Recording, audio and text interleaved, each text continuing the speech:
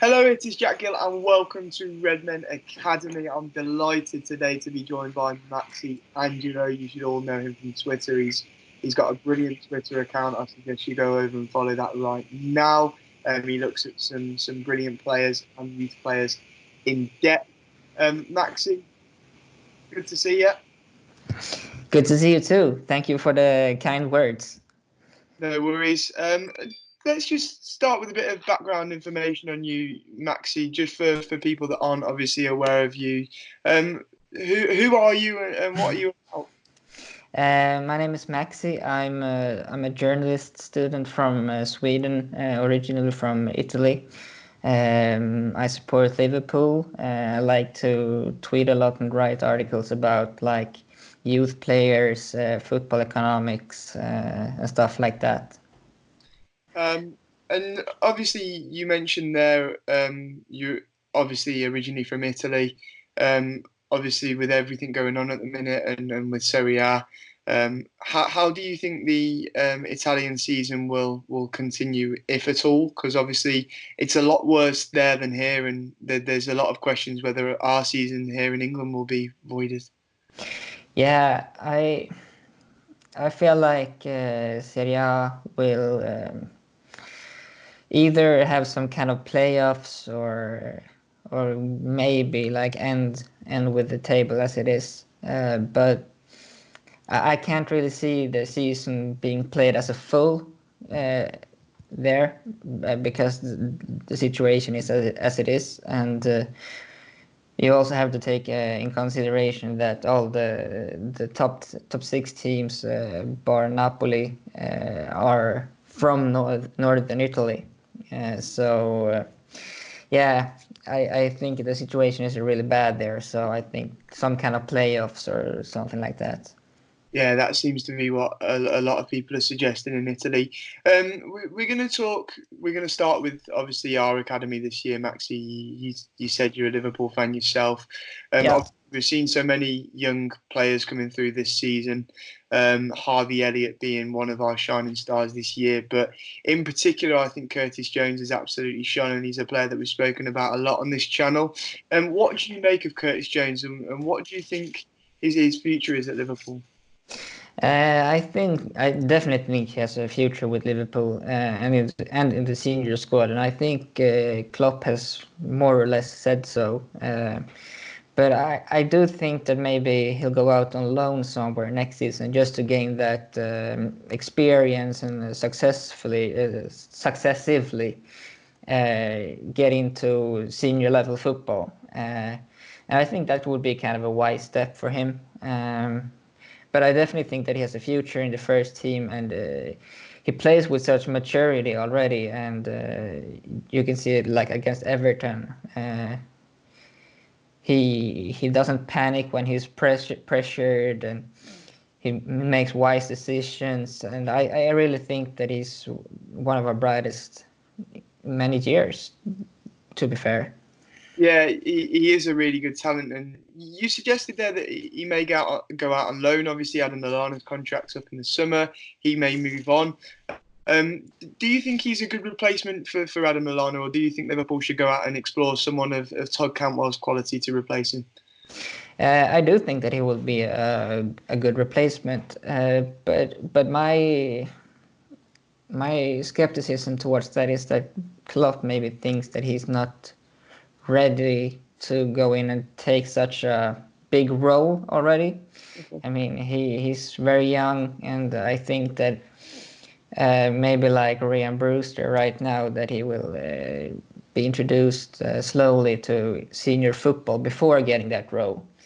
But short term, no, but long term, yes, if that makes sense. Yeah, it's difficult, isn't it? Because at times this season, Adam Lallana has been seen as, one of the leaders in the team, and obviously with a player of his caliber to go and then to look towards a 19-year-old to step up in his place is obviously going to be difficult either way. But it's very interesting all these Todd Cantwell rumours because I think Curtis Jones, given more game time, is easily at a similar level to Todd Cantwell right now. I think he's a very very good young talent and we've seen this season how much he's improved. But as you say, it's going to be very interesting to see in the summer whether he does go out on loan or whether he's seen as a first team option, because I think he's definitely outgrown youth football this season. He's shown with the numbers that he's getting how superb he is, and I think the progression of Curtis Jones this year has been outstanding. I've said that on numerous videos. I want to talk about Neco Williams as well, Maxi. Yep. I'm a big fan of this new breed of fullback. Trent Alexander-Arnold, I think, has turned into the best right back in the world, and I think him and Andrew Robertson have they've helped, they've aided the progression of the fullback role, and I think the fullback position now is a lot different to what it was a few seasons ago. Neco Williams, obviously, now Trent's understudy. I think he's had an excellent season. Every time I watch him play, he gets better and better and better. Going forwards, what do you think are his chances of making Wales's Euro 2021 now squad? And do you think that he will, of course, remain at Liverpool as Trent's understudy, or do you think he'll go elsewhere for first team football on a regular basis? To answer your first question, I think that he should be start right back right now for Wales. I don't see many players that are better than him in that position. That's not one of their strongest positions, in my opinion.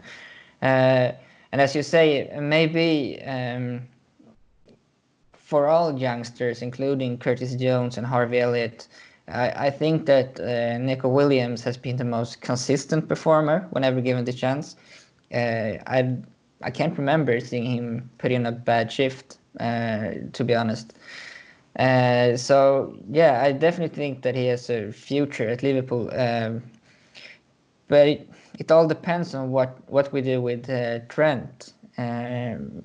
If there's any time to move Trent up to the midfield where he originated from, it's now, because we have a brilliant prospect coming up to take his role. But then again, why change a winning concept? He's putting in numbers that are not real.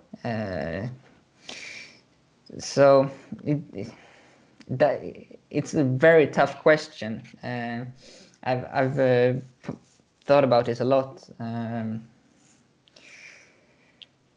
It all depends what happens with Trent, I would say, because maybe now Neco Williams will accept like a backup role, but when he continues to develop, he's too good to be a backup. Absolutely. That's the thing. Me and James have spoke on recent videos, Maxi, about obviously Neco Williams and whether he'd benefit from a loan, and also how the fact that the Euros has been put back a year might favour him and might give him this year to go, you know what, send me out on loan, give me a season of regular first team football, I'll come back and I'll be ready to fight, the best right back in the world for that position, and to give Jurgen Klopp move Trent into midfield if he wants to, or if he decides when he's had a season of first team football that actually he wants to be playing week in, week out somewhere else. I think we'd be able to get a lot of money for Neco Williams. I think he is a future star. He's shown it a lot this season that he's a very good right back, and a perfect understudy for us for Trent. So as you say, I think there are so many options for us with Neco Williams going forwards. Yeah. I want to talk about Harvey Elliott as well, Maxi. Obviously, he's burst onto the scene at Liverpool. He was at Fulham last season, obviously, and became one of the youngest players to play in the Premier League.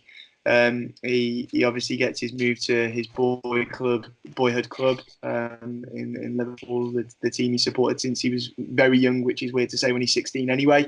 But he's a young lad with bags of potential.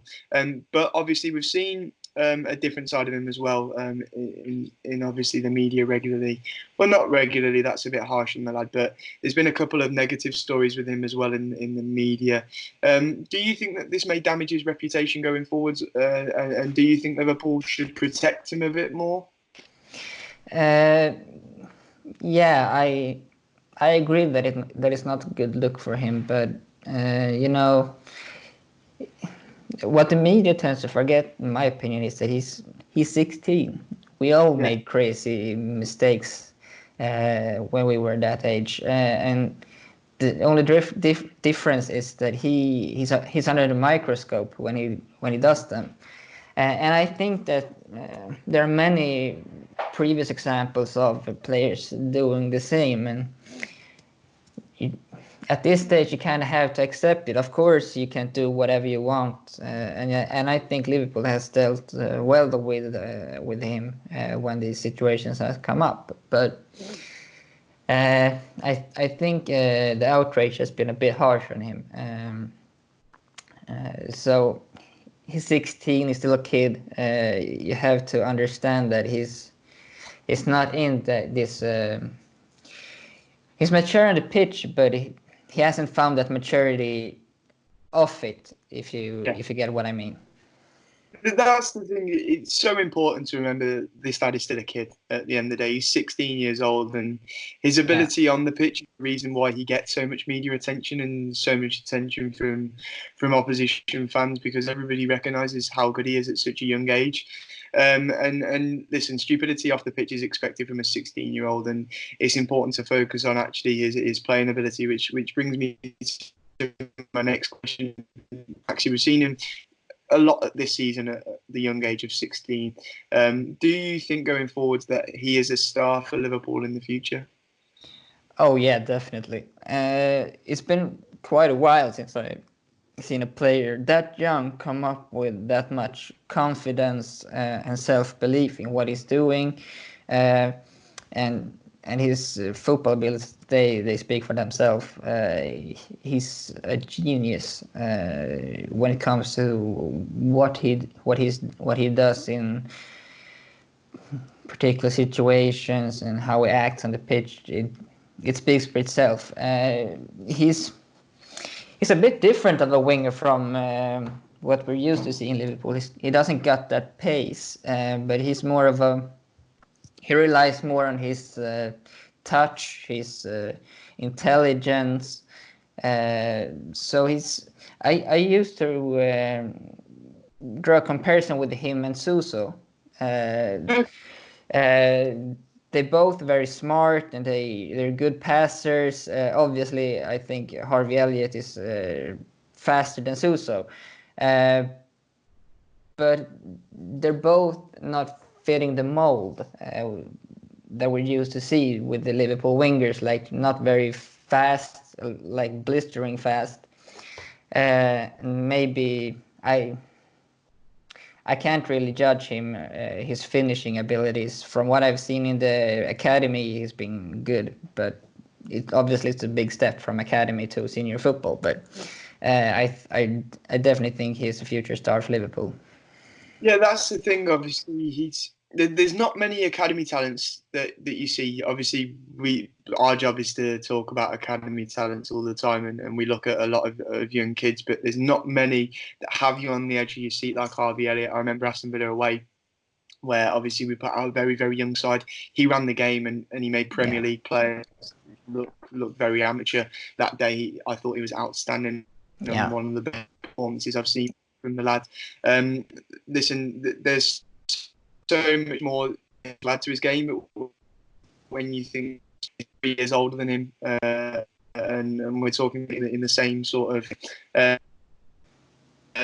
Curtis Jones, a lot of people say how good Curtis Jones and Harvey Elliott have been this season, and Curtis Jones is 3 years ahead of Harvey Elliott, really. So, I think we have a very good future at Liverpool. I think what has been so outstanding this season is not just looking at our first team right now, but how good our youth have been as well. I think we've got some really, really good talents coming through our academy right now, and it's so good to see that after a few years of, in between Gerrard's, obviously we had a few years in terms of getting people through our academy. We'll talk about Suso and players like that in a minute that we thought were going to be the next star, but didn't quite make it at Liverpool. Then obviously Trent comes along, becomes the best right back in the world, and now all of a sudden we've got so many more academy players coming through, and it's really lovely to see.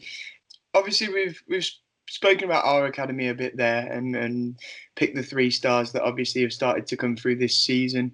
Me and James have done a series in the last few weeks talking about talents from each Premier League club.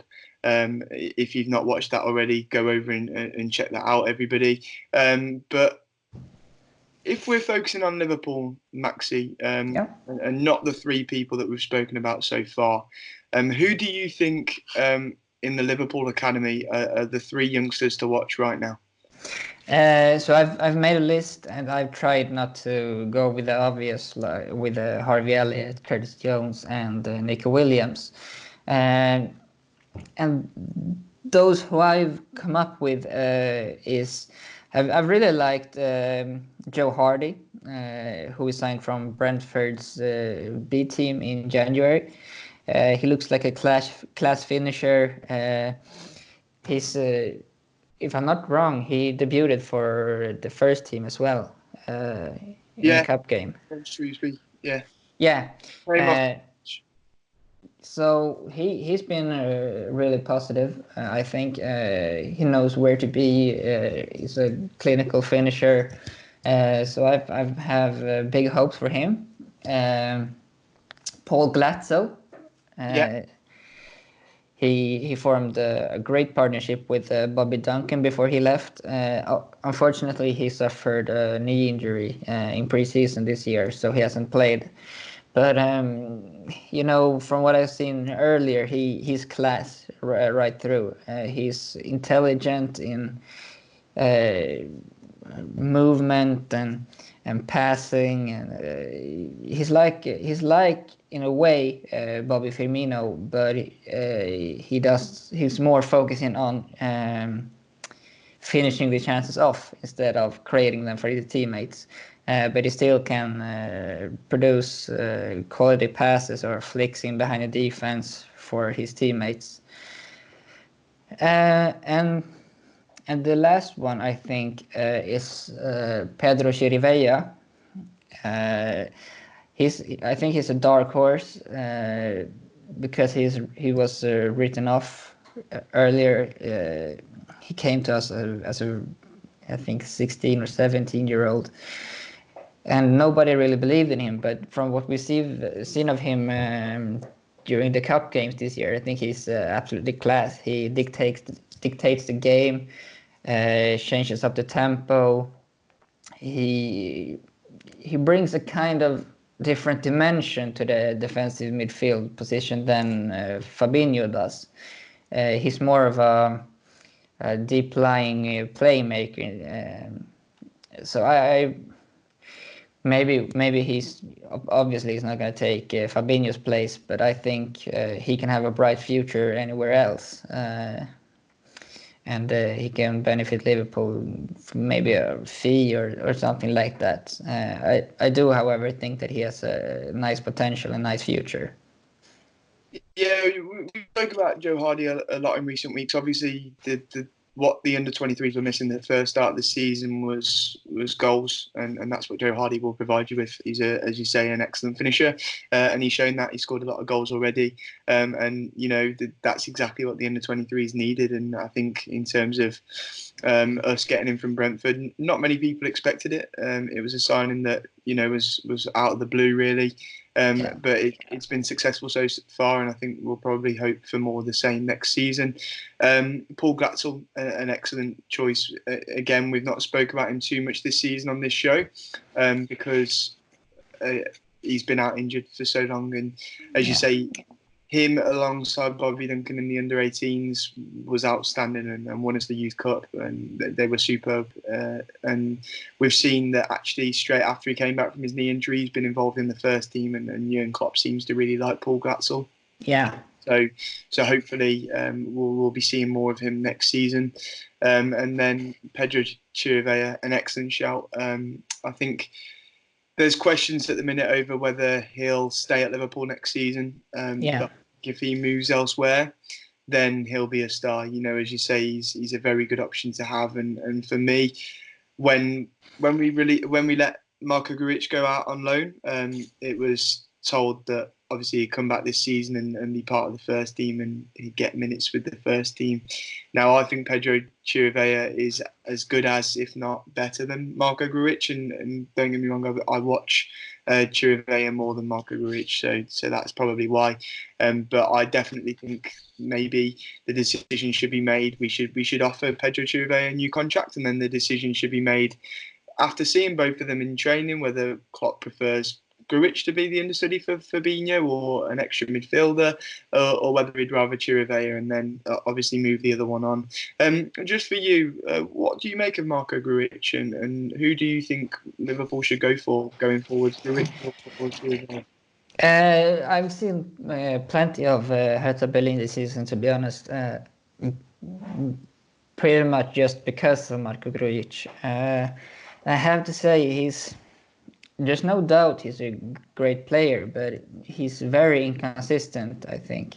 He was better last year during his loan spell, but this year it's been very hit or miss with him, which makes me question a bit, like you say, if maybe we should sell him to give Chirivella a new contract, because not just do we get perhaps a better player in Chirivella, but we can definitely sell Grujic for more than we can sell Chirivella for, because as you say, I think he's out of contract this summer. Yeah, out of contract in the summer. So. Yeah. So I definitely think that we should make that consideration, and of course we have to give them, as you say, maybe pre-season to decide. But like I've seen a lot of Pedro Chirivella this season. I've seen a lot of Marko Grujic, and the one who has convinced me most is Pedro Chirivella. Yeah, absolutely. It's a talking point that we've spoken about a lot. Obviously, I feel sorry for Grujic. You have to take into account that Hertha Berlin have had 3 different managers this season. Yeah. It wasn't the manager that signed him. You know, they've been through a very difficult season. But like you say, I think what's been key to look at is over the 2 years, Grujic has been inconsistent throughout. And, you know, he put in more good performances last season than this season, but he's always been a bit inconsistent. And yeah, again, he's young. Yes, he's improved in ways where Jurgen Klopp wanted him to improve. But as you say, I think Chirivella, when he's been called upon, he's been at Liverpool for a very long time and he's never put in a bad game for us. And I think he's got even better this season. He seems to be playing with more confidence. He seems to be finally showing Liverpool those low moves that he's been on in the last few years. Yeah, and that he wants to play for Liverpool. Yeah, and the thing is, like, I've seen a lot of people on Twitter say that, Chirivella is past his time, but like he's still young. There's been this kind of twisted way to look at talents in football. I think that if you don't make the first team by 18, you won't do it. There are plenty of late bloomers in the game, and I definitely think that Pedro Chirivella could be one of them. Yes, maybe he's not like going to be a superstar, but he can still be a great player and provide a lot for Liverpool. Yeah, I want to talk about some players on a European stance now, Maxi. Obviously, We've got Jude Bellingham, first of all, drawing a lot of interest from big clubs in Europe. It seems more likely that he'll join either Dortmund or Manchester United. To look at him, he's got 4 goals and 2 assists from midfield in 33 matches this season. He's a very versatile player. He's played in most positions across the midfield, and he can play in an attacking system or defensive. He's very similar to a player who we'll talk about in a minute, Camavinga, in the fact that he loves a tackle and winning the ball back. He's defensively strong and also a very good passer of the ball. What do you make?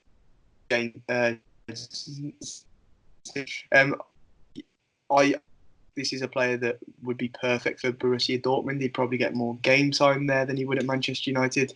Do you think similar, or do you think he should stay put at Birmingham for now? I'd say either stay at Birmingham or join Borussia Dortmund, as you say, because Dortmund has a proven track record with helping talents to maximize their potential. It can be seen in many cases throughout the years. I think that perhaps he will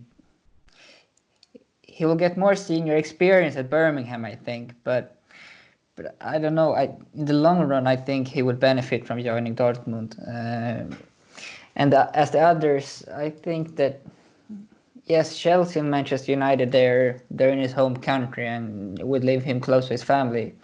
But I do think, however, that for him, the best thing would be to go to Dortmund. Yeah, it's such a young age as well, 16, 17 years old. It's a decision that he really doesn't have to rush. And he's at his boyhood club at the minute. The Birmingham fans love him. Yeah. His younger brother also coming through, and apparently also a very, very good young player.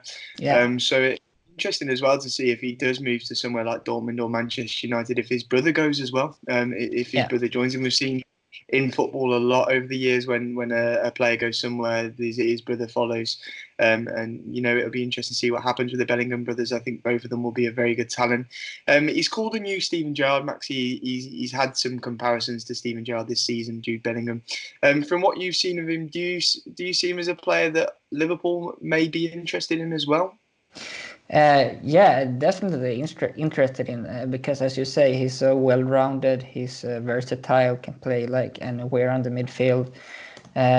He's quite strong and big for his age, and knows how to use his body to his benefit. So I don't think that he will have problems with the physicality of the Premier League. What I do think that he might not be ready for is like the mentality bit of it, and perhaps like not being experienced enough for it. But any club would be lucky to have Jude Bellingham. As you say, he loves to take duels. He usually wins them, and we're talking about a 16-year-old playing against grown men. So he will definitely have an exciting future, but at the same time, I doubt that Liverpool will go for him. Absolutely, as I said before, he does seem more likely to join Dortmund and Manchester United, and he's getting some very big comparisons there with Steven Gerrard. Are we guilty of this, Maxi? Obviously, we see a lot of young players, and the first thing people do is compare them to stars of the game. Do you think that puts a lot more pressure on the lads? We'll talk about Martin Odegaard in this as well. Obviously, he joined Real Madrid at such a young age. So much pressure was put on him at first, and obviously he flopped at Real Madrid. He's just starting to get his form back together and become the player that he once was. But do you think that this sort of pressure on a young player really jeopardizes them? I do think that it harms them a bit, but at the same time, it's kind of inevitable for it to happen. So you have to be able to deal with it. The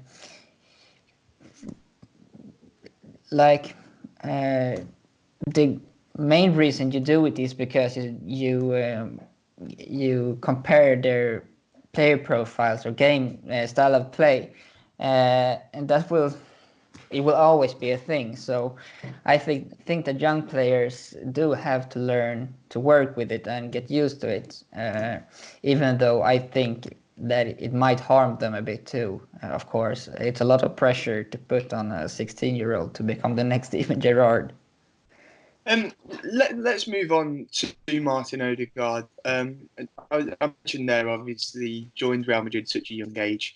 Had an excellent loan, obviously, in the Eredivisie last season, and now he's back in the Liga, and he's showing everyone the player that everyone thought he was a few seasons ago.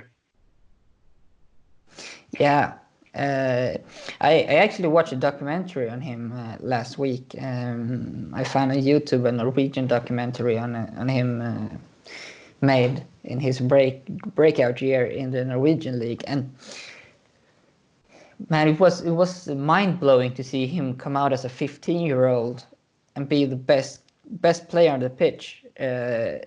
Like nobody had a chance against him. It was such a clear difference. But I think that he made perhaps the wrong choice at such an early age. moving to Real Madrid is that comes with a lot of pressure. Of course, they have brilliant facilities and a track record of helping talents become their best self. Um, but I do think that he should have taken like a middle stop there in between. Um, but when you watch that documentary, you knew that this guy was going to make it. It was a question of when, not if. And that time is coming now. So he could have shielded himself from a lot of that media focus and pressure a bit by taking like, I don't know, maybe going to the Dutch league or something like that. But he did that in a way on loan moves instead, and now he's ready, and he's been proven himself on the big scene. So it's going to be interesting to see what happens next. What do you think will happen next? Do you think obviously he'll be used by Real Madrid and Zinedine Zidane, or do you think that he'll move on in the summer? I think that he will go to Real Madrid. They're kind of lacking that kind of player on their midfield, like an offensive playmaker who likes to drift forwards and putting passes in between the defense or stuff like that. They have like, of course, they have Toni Kroos, but he's more like a deep lying midfielder. So I do think that he will go to Real Madrid. But if that's the right choice, I don't know, because I don't think that will be a regular, at least next season. But long term, maybe. Never say never. But man, I want him at Liverpool. I want him so bad at Liverpool. There's a lot of Norwegian young stars coming through at the minute, isn't there? There, Maxi, we've seen Yeah. this year Erling Haaland, who's been superb and I think made the absolute right decision in joining Dortmund rather than some of the clubs he was being linked with. Yeah. You've also got Sander Bird, who's just moved to Sheffield United, who I think is going to be a superb talent. Yeah. Martin Odegaard and so many more coming through with Yeah. Norway in a minute. What do you make of all the Norwegian stars? And do you think Norway are a country to watch in future Euros and World Cups? Yeah, I do think so. I've actually looked in a bit to this because, like you wonder, I wondered myself, where is this generation coming from? And the answer I found, I don't know if it's the correct answer, but at least until kind of recently, I think the start of like the 2000s, the Norwegians were very boxed into that the players had to be a certain type of player. They used the Premier League mold that he should be physical, and that's the players they were putting forward in their academies and stuff like that. But now you see like Martin Ødegaard and Sander Berge, who maybe, of course, they're a bit like in that mold, but you know, Ødegaard doesn't strike you as a Premier League player if you're using stereotypes. So I think that generation is coming now because they've branched out a bit in their academies, and I think they're going to be a country to look out for in the future, because yeah, they have these players now, but I've talked to some of my Norwegian friends, and they say that they have equally as good players coming out of their under 18 teams and under 17 teams. So that's going to be interesting as well. Yeah, it's definitely going to be interesting to keep an eye on Norway and what they're bringing through because definitely what they've brought through the last few seasons. They've brought through some outstanding talents, and it's going Yeah. to be to keep an eye on Haaland and Sander Berge and Martin Odegaard to see what they become as players as well. Because obviously this is just the start of their careers, and they all look like they're going to have very good long careers. I want to talk about a player now who we briefly touched upon earlier, Maxi, a player who I know you're very fond of. And a player that me and James haven't spoken about too much on this account. But we've got Camavinga, obviously a player at Rennes, a very young player, 17 years old, midfielder. Similar in styles to Jude Bellingham, really. But Camavinga obviously doing it in Liga 1, a higher level than Jude Bellingham, unless you're one of the people that believes Championship's better than Liga 1. But Camavinga, obviously, there's no doubt in his ability. He really is a super player, isn't he, Maxi? Yeah, yeah. I mean, it's his first season as a senior player. He's 16 and he made his debut season this season, and he's absolutely dominating the league. I actually I have some stats of him here.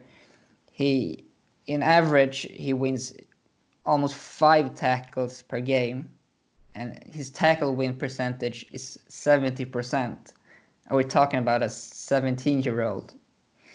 And then his pass completion is 87.87. A long pass completion 78.38 percentage. Like these are mad numbers for a 17-year-old. He's a super talent, I'd say. I mean, I love this player so much. He, like I say, he goes into a game and he feels the confidence to just go out there and dominate. He shows absolutely no mercy towards the senior players, and he does it so brilliantly. So he's definitely going to be like a world beater in the future. We saw him having a good game earlier on in the season against PSG, where I think everyone opened their eyes. Everyone who watches French football opened their eyes and went, "Wow, what a player we have here!" And he just continues to shine. We spoke about consistency earlier with Marco Grujic. Here is a player that has been consistently brilliant all season. You showed the stats there to prove it. And he's been linked with teams like Real Madrid, Borussia Dortmund, PSG, and Liverpool. We spoke before about how Martin Odegaard may have made a bad mistake. Now, this is a man that, according to the Daily Mail, I believe. According to the Daily Mail, he wants to join Real Madrid. Now, obviously, this may just be a rumor right now, but how important is it for this 17-year-old Maxi to make the right decision here and not make a mistake like we've seen some youngsters do in the past? It's very important for him to obviously make the right decision on where next in his career, isn't it? Yeah, definitely, and I think that's a common theme right now for young players to not make rushed decisions of where to spend their future, because even if they pick a team like is not on Real Madrid's level, they can still be on Real Madrid's level in the future. It's all about what benefits your development most. Um, if a player that young is hell bent on going to Real Madrid, I don't think that anything will stop him. And as I said earlier, they have a brilliant academy. They put through so many stars. So I think that would be a good option for him. But at the same time, I think that maybe what's best for him is to perhaps play another year with Rennes, or or maybe join like a bigger French team at the moment. That's what I would do if I were him, because Real Madrid will always be there and be an option for him. Absolutely, and the more he impresses, the more Real Madrid will want him with the first team. And as you say, he's shown Liga and that he's a super player this season. There'll be so many clubs after him in Liga and as well as in Europe. So it would make sense to see what he can do in there for another season and then make a decision. There's no rush, as we say. He's 17 years old. He's got his whole career ahead of him. So there's no. He really is a super player, though, and he's one that we'll definitely be keeping our eye on over the summer and beyond. I want to talk about as well a player that people won't be aware of as much yet. He's at Borussia Dortmund. He's in their academy. It's Yusufa Moukoko, who has made all the headlines. He says he's 15, but with the numbers, who knows if he is actually. But there's obviously a law change in Germany. He will now be eligible to play for the first team from November. The new rule change in German football means that the 15-year-old can play as soon as he turns 16. He's scored 34 goals in 20 games for their under-19 side. He's broken the record for goal scoring in Bundesliga in both the under-19s and the under-18s, and I believe in the under-16s as well, Maxi. Yeah, I think so. It's only 15. It's just crazy numbers, isn't it? Yeah, talking about super talents. Yeah.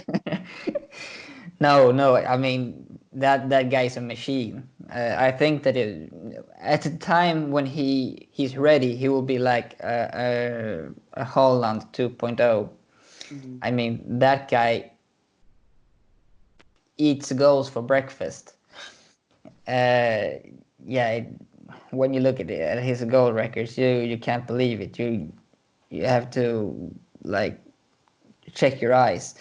Definitely one to keep an eye on. But once again, Maxi, it's Borussia Dortmund bringing another player through.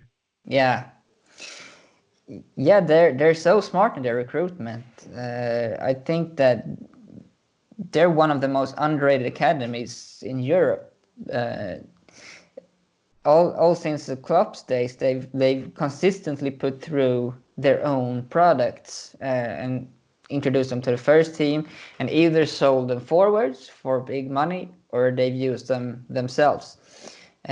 So I think that a club like that benefits so much from having that kind of academy. They can basically fund their project on it long term because they sell so many players, and they can support their first team with their own players who doesn't cost a thing. And yeah, their track record is so impressive. Yeah, they truly have been outstanding in recent years with young talents. We're going to talk about some of their young talents now, actually. Obviously, Jadon Sancho, he's a very wanted player right now. Obviously, you've got links to Liverpool, Man United, Chelsea, Man City. It seems like every big Premier League club is after him right now, and it's no surprise. He's a man that obviously was at Man City, came through their academy, chose to move to Borussia Dortmund for more game time. He's absolutely got more game time. His goals and assist tally there is superb. He's a regular for England now. Maxi, this is a man who is superb and is wanted by every Premier League club right now. It looks like he'll be leaving Dortmund in the summer. Where do you think will be his next destination? I definitely think it's going to be in England. Personally, I don't think it will be Liverpool. I don't think that we will spend that much on a player. Klopp has proven before that he rather pay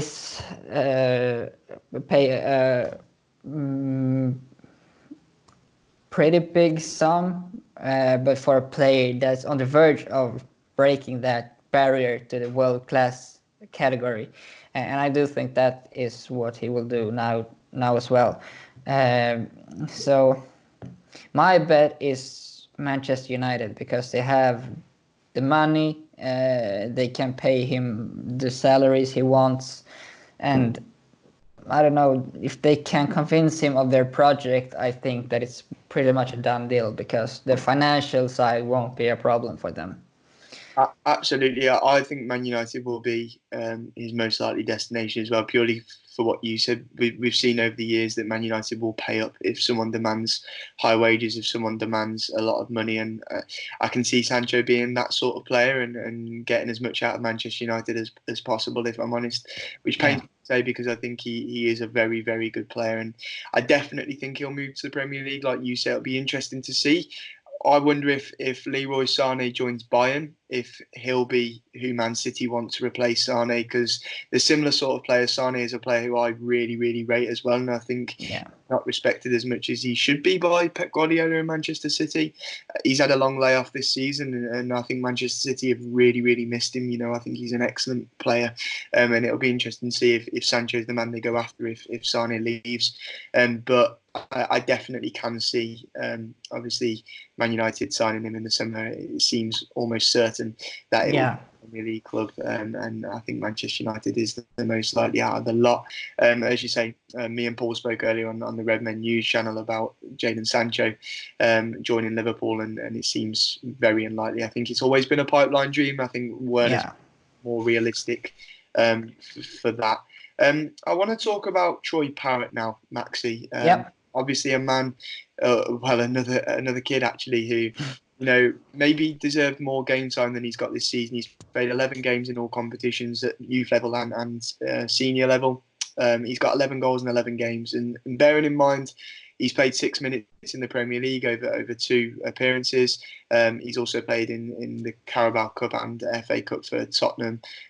So he's only played in the youth leagues, I think, 5 or 6 times, and he scored 11 goals in those games. With me and James have spoke about Ryan Brewster this season, Maxi, and obviously how he was coming back from a long-term injury and he's been affected by not getting consistent amount of game time. Is it a worry that obviously Troy Parrott also has not had consistent game time this season, and do you think he'll end up going out on loan next year?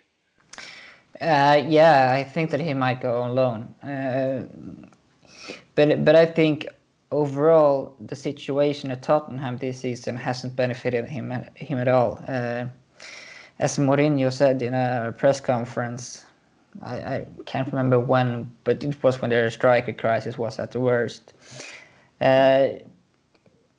He's not experienced, so you can't throw him in just for the sake of it, and that wouldn't be fair to him either, because it would cause so much unnecessary pressure on him. So I understand why he hasn't played as much as you might have expected in the first team this season.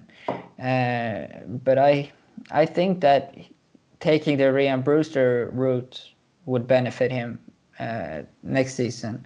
Because as many other talents, he also needs to be introduced to senior level football. It's a big step from going from academy level to senior level, especially in England. So I think that we will see Troy Parrott on loan next season. Absolutely. Me and James have been quite critical over the last few weeks of Mourinho and those comments, but at the end of the day, the guy is 18. And he has had opportunities, not as much as people would have liked, and the striker shortage could have been a chance for Mourinho to throw him in and see what he could do. But I think Mourinho has been very careful and trying to manage him, and it'll be interesting to see what kind of player Troy Parrott does turn into. I think he looks a very good talent, but he certainly seems to have outgrown youth football, and if he's not ready for Tottenham, then he does deserve a loan, and I will question. I don't necessarily question Mourinho's judgment of what he's done this season and what he said in the press conference, but it's more that obviously if that's what he thinks, then send Parrott on loan, give him that first team experience, and then let him come back and fight for a striker spot at Tottenham.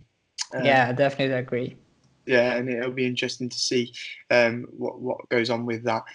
Just to round it up, Maxi, a first team question for you. I asked you obviously this before we went on air.